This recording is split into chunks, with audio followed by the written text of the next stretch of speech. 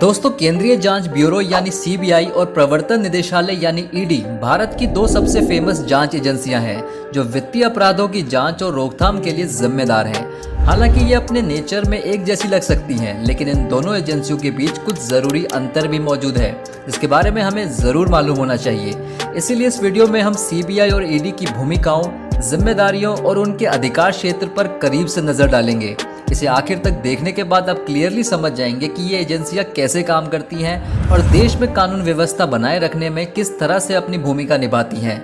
तो चलिए शुरू करते हैं और सबसे पहले पता लगाते हैं कि आखिर ये सीबीआई क्या होती है। देखिए, केंद्रीय जांच ब्यूरो यानी कि सीबीआई भारत की प्रमुख जांच एजेंसी है। इसे भारत सरकार ने साल 1963 में एक स्वतंत्र एजेंसी के रूप में स्थापित किया था, जो कि भ्रष्टाचार, आर्थिक अपराधों, खास अपराधों, राज्य सरकारों और अदालतों द्वारा संदर्भित मामलों के साथ गंभीर अपराधों की जांच करती है। ये एजेंसी भारत में इंटरपोल के लिए राष्ट्रीय केंद्रीय ब्यूरो के तौर पर भी काम करती है। सीबीआई के पास पूरे देश में मामलों की जांच करने का अधिकार है और इसके अधिकारियों के पास संदिग्धों को गिरफ्तार करने और मुकदमा चलाने की भी शक्तियां हैं। अब बात करते हैं कि ये ईडी क्या होती है। प्रवर्तन निदेशालय यानी कि ईडी भारत में एक कानून प्रवर्तन एजेंसी है जो देश के आर्थिक कानूनों और विनियमों को लागू करने के लिए जिम्मेदार है।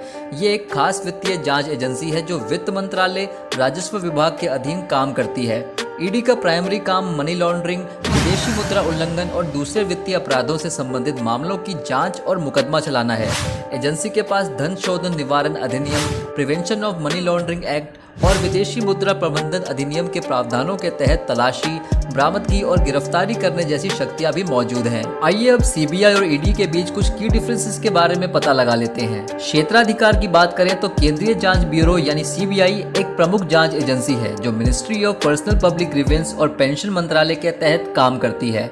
वहीं ईडी एक विशेष एजेंसी है जो वित्त मंत्रालय के तहत काम करती है और मनी लॉन्ड्रिंग और विदेशी मुद्रा के उल्लंघन के मामलों की जांच के लिए जिम्मेदार है। इनके स्ट्रक्चर की बात करें तो सीबीआई का नेतृत्व एक निदेशक करता है जिसे केंद्र सरकार द्वारा नियुक्त किया जाता है और कई स्तरों पर अधिकारियों की एक टीम के थ्रू मदद प्रदान की जाती है जिसमें डीआईजी, एसपी और इंस्पेक्टर शामिल हैं। दूसरी ओर ईडी का नेतृत्व भी एक निदेशक ही करता है जिसकी मदद संयुक्त निदेशक, उप निदेशक और सहायक निदेशक करते हैं। फोकस: दोनों ही एजेंसियां आर्थिक अपराधों की जांच के लिए जिम्मेदार है, पर उनके फोकस एरिया अलग अलग हैं। सीबीआई मुख्य रूप से भ्रष्टाचार, बड़े अपराधों और धोखाधड़ी जैसे आर्थिक अपराधों के मामलों की जांच करती है और वहीं ईडी मुख्य रूप से मनी लॉन्ड्रिंग और विदेशी मुद्रा के उल्लंघन के मामलों की जांच पर ध्यान केंद्रित करती है। पावर: सीबीआई भारतीय दंड संहिता, भ्रष्टाचार निवारण अधिनियम और दूसरे संबंधित कानूनों के तहत मामलों की जांच कर सकती है, जिसके पास आपराधिक गतिविधियों का दोषी पाए जाने वाले लोगों और संगठनों के खिलाफ मुकदमा चलाने की शक्ति होती है। जबकि ईडी मनी लॉन्ड्रिंग अधिनियम, विदेशी मुद्रा प्रबंधन अधिनियम और दूसरे संबंधित कानूनों के तहत मामलों की जांच कर सकती है और अवैध तरीकों से अर्जित संपत्ति को जब्त करने का पावर रखती है। दृष्टिकोण: